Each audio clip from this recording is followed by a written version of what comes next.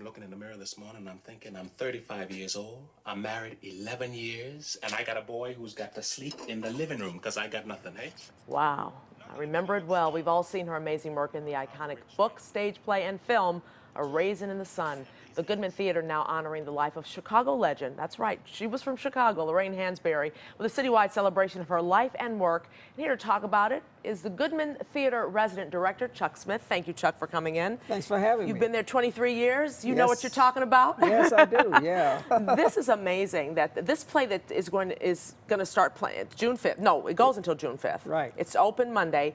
It's going to keep going on, but this was like her last work, wasn't it? This was the she was on her deathbed, unfortunately, when this play was on Broadway. They kept it on Broadway. Wow. They actually, the artist actually passed the hat and made sure that it didn't close while she was dying. A lot of people don't know her history. I mean, a lot of people don't know a lot about her. First of all, she was 34 when she died. 34, can you believe it? Yeah. And how many plays did she We actually write? wrote about 5. Okay. And nobody knows, very few people know about But it. fabulous plays. We saw A Raisin in the Sun. I mean, it won all sorts of awards. Yeah. She was the first woman to have a play on Broadway, right? First black woman. First black woman to have a play on Broadway. Right. She went to the University of Wisconsin, which when at that time, no very black people were segregated. going. She was not allowed to stay in the dorms. Right. And she only stayed there for like about a year and a half, and then she went to New York and worked for Paul Robeson in the Freedom, writing as a journalist. Right, in the newspaper there, yeah.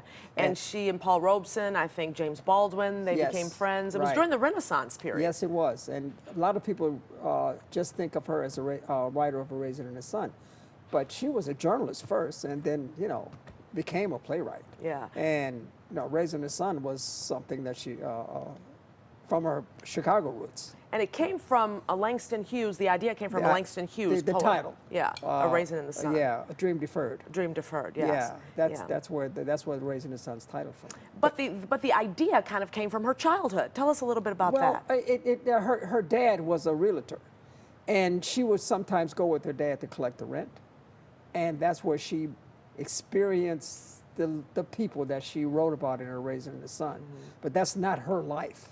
Right. It's fictional, but she, because her parents lived in an area that was not supposed to be for... They were the Obamas of the day. Exactly. Yeah. Any dignitary, African-American, black dignitary would come by the Hansberries. And we should say in Chicago. In Chicago. Yeah, in the city of Chicago. They would come by the Hansberries. And her dad was instrumental in the fact that African-Americans can buy property in the city of Chicago. He bought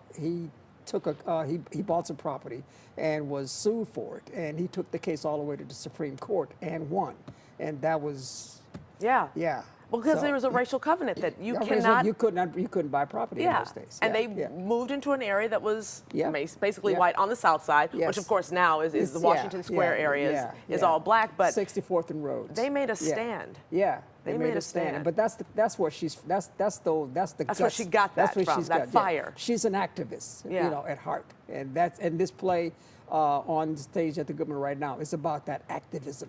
It's about those kind of people with fire in their belly and wanting to make a change. So we're looking at the beginning of the civil rights movement, the LBG movement, the feminist movement. We're looking LGBT because they say she was gay. Yeah, they say. However, she married a Jewish man. Yeah. They moved into Greenwich Village. And that's what they're. And this is where this play is about. This is what this play is about. Yeah. So it's a wonderful.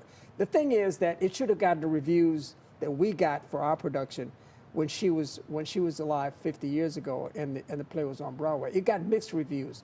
Everybody wanted her to write about black stuff. She had the experience. She was a writer, not just a black writer, but a writer. She was a writer, and this play shows the depth of her writing. And what she talked about experiences, not just hers, but others as well. Others as well, She wanted to bring to light a lot of things that were going on in society. She was an activist. But Chuck, what's so interesting is a lot of these things are still relevant today. Of course, and that's what makes the play so wonderful. That we're looking at something that that was written over 50 years ago, and we're identifying with this. Oh yeah. On a daily. Oh yeah, this is today.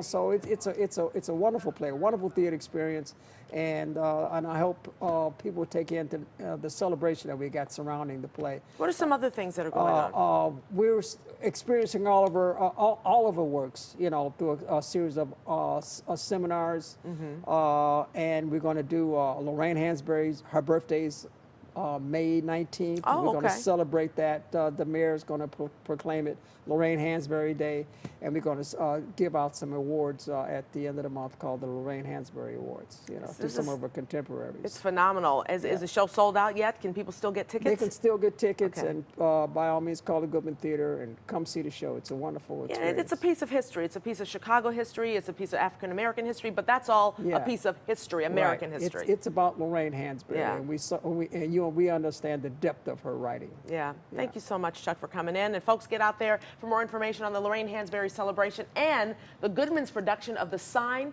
in Cindy Brewstein's Window. That's the one about her life and her husband. Visit goodmantheater.org.